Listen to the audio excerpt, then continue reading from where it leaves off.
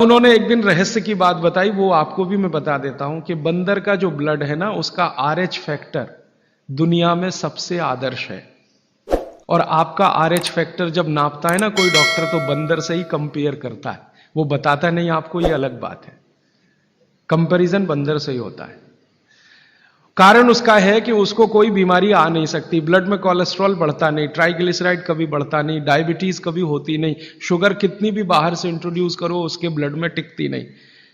तो वो प्रोफेसर साहब कहते हैं, यार ये सब एक ही चक्कर है कि बंदर सवेरे ही सवेरे भरपेट खाता है, जो आदमी नहीं खा पाता। तो वो प्रोफेसर रविंद्रनाथ शानबाग ने कुछ अपने मरीजों को कहा कि देखो भैया, बंदर की तरह से खाओ, माने सुबह सुबह भरपेट खाओ।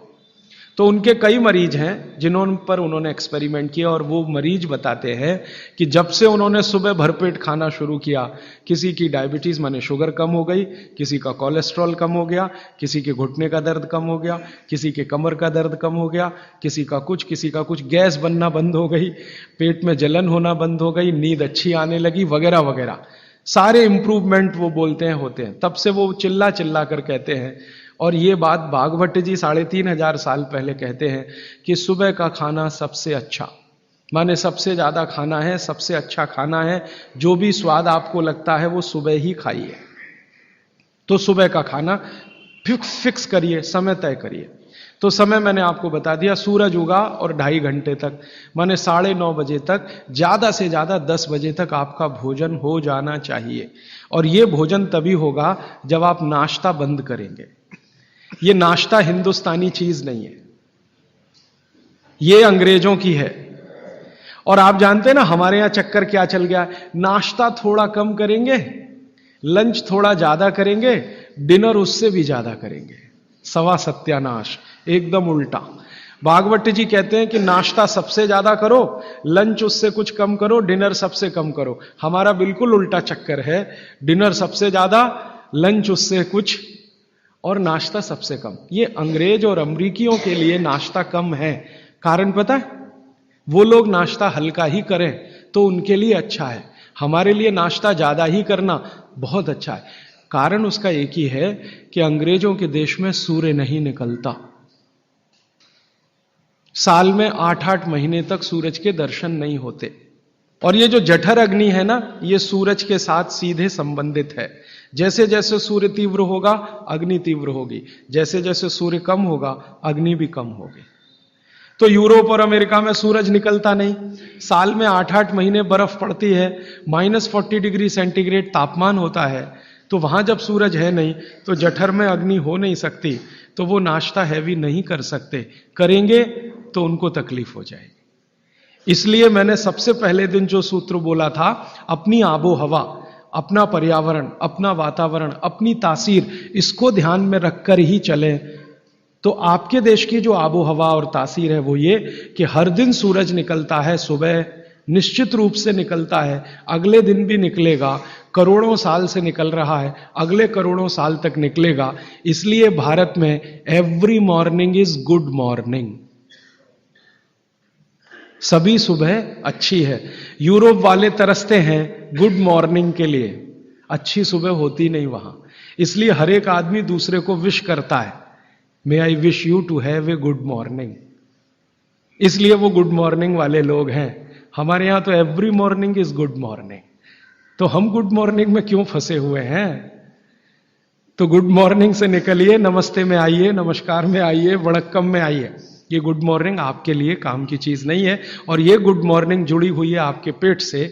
जितनी अच्छी सुबह होगी, माने सूर्य जितना अच्छा होगा, उतनी तीव्र जठर अग्नि होगी, उतना ही अच्छा भोजन करिए। तो वो कहते हैं कि सुबह का खाना आप भरपेट खाइए, माने नाश्ते को लंच में बदल दीजिए, ठीक है, 9:30 बजे तक, 10 बजे तक ज्यादा से ज्यादा।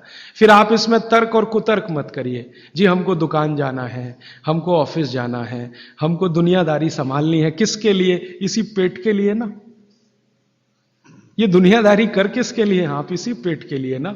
तो पेट तो दुरुस्त होने के लिए भागवत जी कह रहे हैं कि भाई इसको संभाल लो तो दुनियादारी संभलती है। और ये गया तो दुनियादारी संभाल के करेंगे क्या? मान लीजिए पेट ठीक नहीं है, स्वास्थ्य ठीक नहीं है, आपने 10,000 करोड़ कमा लिया, क्या करेंगे? डॉक्टर को ही देंगे ना, तो डॉक्टर को देने से अच्छा किसी गौशाला वाले को दे दीजिए, पेट दुरुस्त कर लीजिए। तो पेट आपका है तो दुनिया आपकी है, ये आप जान लीजिए। इसलिए पेट को दुरुस्ती के लिए भागवत जी कहते हैं सुबह का खाना भरपेट खाइए। माने आप बाहर निकलें घर के तो छक्कर खाना खा के निकलिए, भोजन करके ही निकलिए। दोपहर को 12 बजे से 1 बजे के बीच में जठर अग्नि की तीव्रता कम होना शुरू होती है, तो उस समय थोड़ा कुछ हल्का खाएं। माने जितना सुबह खाया उससे कुछ कम खाएं तो अच्छा है, ना खाएं तो और भी अच्छा है। खाली फल खा लें, जूस पी लें, दही पी लें, मट्ठा पी लें, आदि आदि। शाम को फिर खाएं। अब शाम का भागवत जी कहते हैं कि आपने एक चीज देखी है ना, वो बहुत प्रकृति से सीखने की जरूरत है। दीपक भरा तेल का दीपक आप जलाना शुरू करिए तो पहली लौ खूब तेजी से जलेगी, ठीक है, और अंतिम लौ भी तेजी से जलेगी। माने दीपक जब बुझने वाला होगा तो बुझने से पहले वो बहुत तेज जलेगा। यही पेट का भी नियम है। जठर अग्नि सुबह सुबह बहुत तीव्र होगी और शाम को जब सूर्यास्त होने जा रहा है तब भी तीव्र होगी, बहुत तीव्र होगी। तो कहते हैं शाम का खाना सूरज के रहते रहते खा लो। सूरज डूबा तो अग्नि भी डूबी। तो वैसे तो जैन दर्शन में कहा है रात्रि भोजन निषेध है, भागवत जी भी यही कहते हैं, तरीका अलग है बस। आप अहिंसा के लिए कहते हैं, वो स्वास्थ्य के लिए कहते हैं। वो ये कहते हैं शाम का खाना तो सूरज डूबने के बाद दुनिया में कोई नहीं खाता। गाय को खिला के देख लो, नहीं खाएगी। भैंस भी नहीं खाती, खिला के देख लो। बकरी भी नहीं खाएगी, बकरा गधे को खिला के देख लो, खाता नहीं। हां, बिल्कुल नहीं खाता। आप खाते हैं तो आप अपने को कंपेयर कर लीजिए कि किसके साथ हैं आप। कोई जानवर, कोई जीव राशि सूरज डूबने के बाद खाती नहीं, तो आप क्यों खा रहे हैं? प्रकृति का नियम भागवत जी कहते हैं पालन करिए। माने रात का खाना जल्दी कर दीजिए सूरज के रहते रहते। माने 5-6 बजे के आसपास आपके यहां सूरज डूबता है, 6 बजे या 6:30 बजे, वही समय सबसे अच्छा है डूबने से पहले। अब कितना पहले? तो भागवत जी ने उसका कैलकुलेशन दिया 40 मिनट पहले। सूरज डूबने का समय पता कर लीजिए। चेन्नई में सूरज शाम को 7 बजे डूब रहा है तो 6:20 तक। 6 बजे डूब रहा है तो 5:20 तक।